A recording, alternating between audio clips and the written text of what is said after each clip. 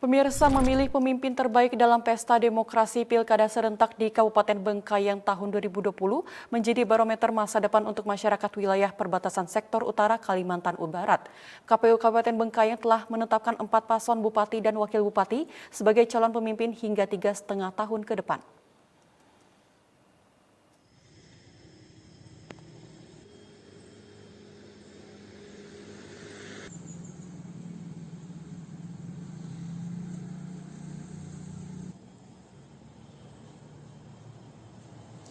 Sebanyak 174.982 warga yang masuk dalam daftar pemilih tetap di 17 kecamatan di Kabupaten Bengkayang menggunakan hak suaranya pada ajang pemilihan bupati dan wakil bupati tahun 2020. Masyarakat wilayah perbatasan sektor utara Indonesia Malaysia yang berasal dari 124 desa ini secara tertib dan bergantian mendatangi 720 tempat pemilihan suara yang tersebar di Bengkayang dengan mematuhi protokol kesehatan, sesuai yang disosialisasikan oleh pemerintah daerah terkait pencegahan penyebaran COVID-19 saat pilkada berlangsung. Pejabat sementara Bupati Bengkayang, Yohanes Budiman, menghimbau warga menggunakan hak pilihnya untuk memilih pemimpin terbaik dan amanah, karena kemajuan dan masa depan wilayah perbatasan di Kabupaten Bengkayang berada di tangan masyarakat dalam menemukan pemimpin daerah.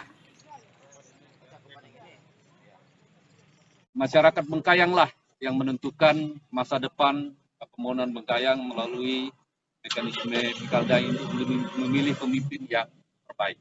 Nah, mengenai prokes, saya tadi melihat di semua TPS yang kami singgahi, ya, mereka sudah cukup mematuhi protokol kesehatan. Yohanes menambahkan KPU Kabupaten Bengkayang telah menetapkan 4 paslon bupati dan wakil bupati sebagai calon pemimpin Bengkayang hingga 3,5 tahun ke depan. Pasangan calon tersebut adalah Herman Ivo Yohanes Pasti, Martinus Carlos Javara, Sebastianus Darwis Syamsul Rizal, dan Mok Fuciung Aliong.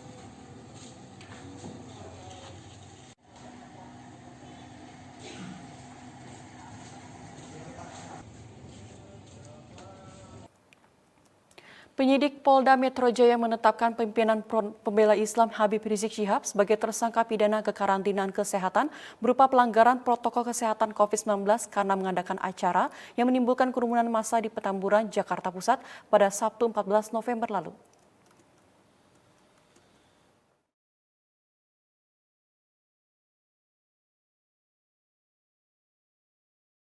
Polda Metro Jaya menetapkan pimpinan Front Pembela Islam Habib Rizik Syihab sebagai tersangka tindak pidana kekarantinaan kesehatan. Polisi telah memanggil Habib Rizik Syihab, namun 2 kali dia mangkir. Pemanggilan itu terkait kerumunan massa di acara Maulid Nabi dan pernikahan putrinya di Petamburan, Jakarta Pusat beberapa waktu yang lalu. Kepala Bidang Humas Polda Metro Jaya, Yusri Yunus mengatakan ada 6 orang yang ditetapkan sebagai tersangka, salah satunya Muhammad Rizik Syihab sebagai penyelenggara acara. Selain itu, Yusri juga mengatakan tidak menutup kemungkinan jumlah tersangka bertambah seiring dengan berjalannya proses penyidikan terhadap kasus ini. Selasa kemarin, ya, sekitar tanggal 8, tim penyidik Krimopolda Metro Jaya telah melakukan gelar perkara tentang tindak pidana kekarantinaan kesehatan dan juga pelanggaran di pasal 160 KUHP pada saat acara akad nikah putri dari saudara MRS. Ya. Dari hasil gelar perkara menyimpulkan ada 6 yang ditetapkan sebagai tersangka. Yang pertama, sebagai penyelenggara saudara MRS sendiri dipersangkakan di pasal 160 dan pasal 216.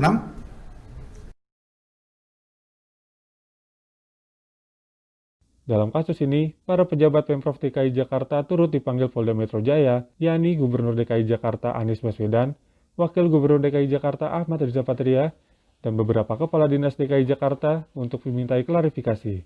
Akibat kasus pelanggaran tersebut, pemerintah Provinsi DKI Jakarta menjatuhkan denda maksimal pelanggaran protokol kesehatan kepada Habib Rizik sebesar 50 juta rupiah.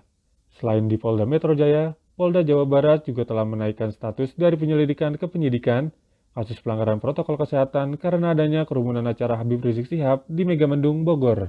Tito Rosito, Dikdaya TV melaporkan dari Jakarta.